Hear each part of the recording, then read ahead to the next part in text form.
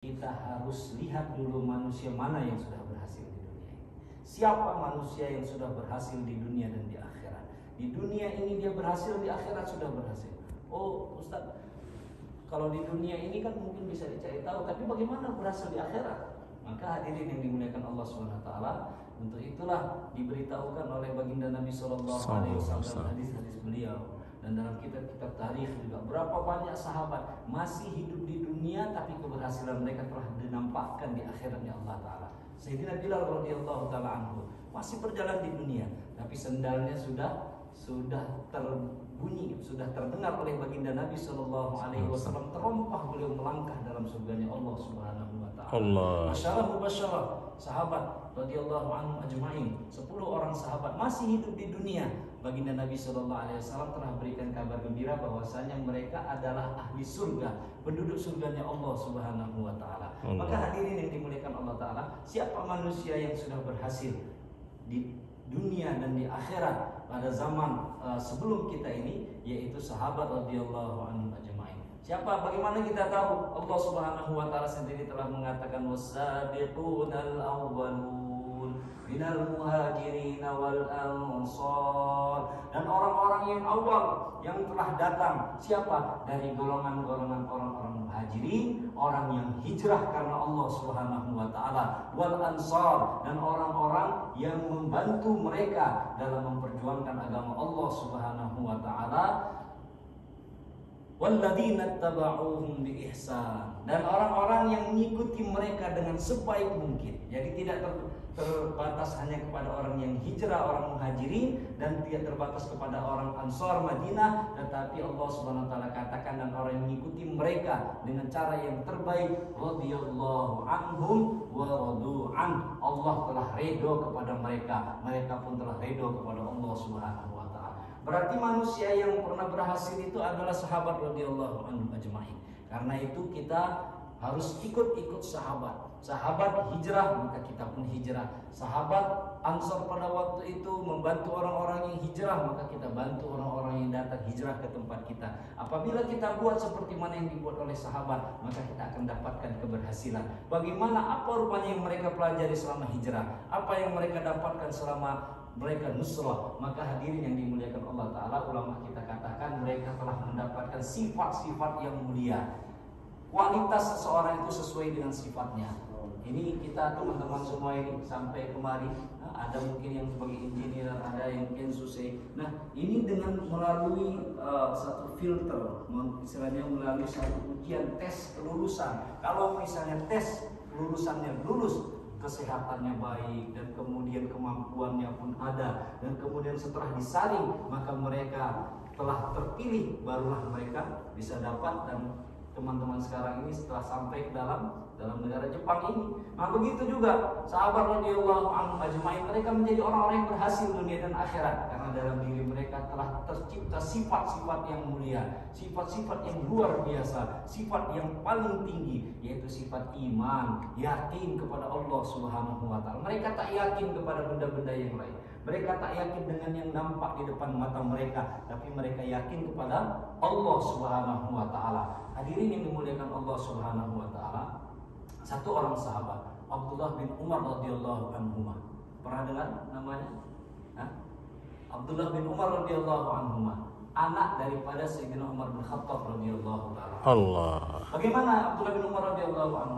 Dalam satu hadis dikatakan beliau sedang berjalan bersama dengan orang-orang yang bersama dengan beliau, dan sampai di satu perjalanan maka dilihat orang berkumpul di situ. Ada apa yang terjadi? Apakah kecelakaan kah atau apa?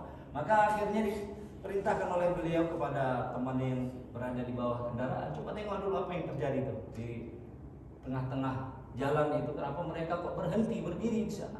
Maka akhirnya pergilah utusan daripada Abdullah bin Umar radhiyallahu anhu. Ketika dilihat bahwasanya mereka berkumpul, mereka tak berani melalui atau berjalan di jalan tersebut karena di tengah daripada jalan itu ada seekor singa. Ada seekor singa yang sedang duduk di situ menghalangi mereka untuk berjalan. Maka diberitahukan kepada Abdullah bin Umar radhiyallahu anhu, wahai tuan Abdullah bin Umar, sesungguhnya di situ di jalan itu tengah-tengah itu ada singa. Jadi singa ini menghalangi mereka sehingga mereka nggak bisa jalan. Mereka takut pada singa tersebut. Abdullah bin Umar radhiyallahu anhu melakukan apa? Dia tidak terkesan kepada benda-benda, tidak terkesan kepada binatang. Sekarang kalau misalnya diumumkan kepada kita di sini sekarang, di bawah di parkiran ada singa, kira-kira siapa yang berani turun? Hah? Ada yang berani turun? Bahkan kalau bisa naik ada satu tingkat lagi kita naik. Jangan-jangan nanti singa itu naik ke atas. Nah, tapi kalau misalnya ketika dibilang singanya udah mati, Pak, semua kita turun. Semua kita turun. Kenapa? Kita masih takut sama singa. Iman kita masih takut kepada makhluk-makhluk yang nampaknya membahayakan. Abdullah bin Umar radhiyallahu anhu telah menempa imannya telah kuat, maka dia turun dari kendaraannya dan kemudian mendekati singa tersebut. Bagi dia singa hidup sama singa mati sama saja. Bagi dia singa dengan semut sama saja. Baginya singa dengan nyamuk sama saja. Maka didekatinya singa, dan kemudian singa tersebut dengan tangannya dia pegangkan ke telinga daripada singa itu. Habis itu dia apanya? Dijewernya. Dia apain? Dijewernya. Kira-kira pernah terjadi? Pernah ke Taman Safari? Pernah. Taman Safari Bogor. Saya pernah juga ke sana. Tapi katanya kalau misalnya masuk, katanya nggak boleh turun dari mobil ya. Betul Pak Haji ya? Tidak boleh turun dari mobil. Kalau misalnya turun dari mobil, tanggung jawab masing-masing. Sebenarnya mau turun, rupa-rupanya nggak berani. Imannya belum kuat. Belum keluar 4 bulan berkali-kali. Maka akhirnya kita lihat di situ, di sebelah sana singa, di sini mengaum singa. Nah, keadaan seperti itulah yang terpikirkan oleh kita Abdullah bin Umar radhiyallahu anhu melihat singa di tengah jalan. Maka apa yang dilakukannya? Dia pegang kuping daripada singa tadi dan kemudian dijewernya. Dijewernya singa tersebut gak cukup rupanya dijewer, kemudian ditepuk dengan tangannya ke pundak daripada singa itu tadi. Begitu yang dikatakan dalam hadis ar-raqah. Maka ditepuknya. Kemudian setelah ditepuknya dan kemudian diseretnya keluar.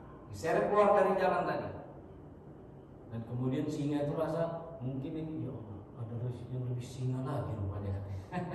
Ada yang lebih singa lagi rupanya, ada yang berani lebih daripada aku lagi. Akhirnya dikeluarkan dan kemudian orang pun bisa berjalan. Kemudian dia mengatakan, benar rupanya yang dikatakan oleh baginda Nabi sallallahu alaihi wasallam, yaitu maka daba alaihi ya Rasulullah, wahai Rasulullah, betul rupanya, enggak bohong engkau wahai Rasulullah, seperti mana apa yang engkau katakan, karena engkau telah mengatakan wahai baginda Nabi. Dia berkata seperti ini terhadap dirinya sendiri. Ketika kita katakan wahai Rasul, betul juga apa yang kata Rasul, betul juga yang dikatakan oleh baginda Nabi sallallahu alaihi wasallam. Dan kemudian apa yang dikatakan baginda Nabi? Baginda Nabi mengatakan anak keturunan Adam, mafhumnya anak keturunan Adam, apabila dia takut kepada sesuatu, maka sesuatu itu akan menakut-nakutinya. Dan kemudian apabila dia tidak takut kepada siapapun, maka Allah Subhanahu wa taala akan menghilangkan rasa takut kepada apapun, kepada makhluk apapun kecuali hanya kepada Allah Subhanahu wa taala. Dan anak keturunan Adam apabila berharap hanya kepada Allah dan dia tidak berharap kepada siapapun, maka Allah Subhanahu wa taala tidak akan serahkan dia kepada siapapun. Dia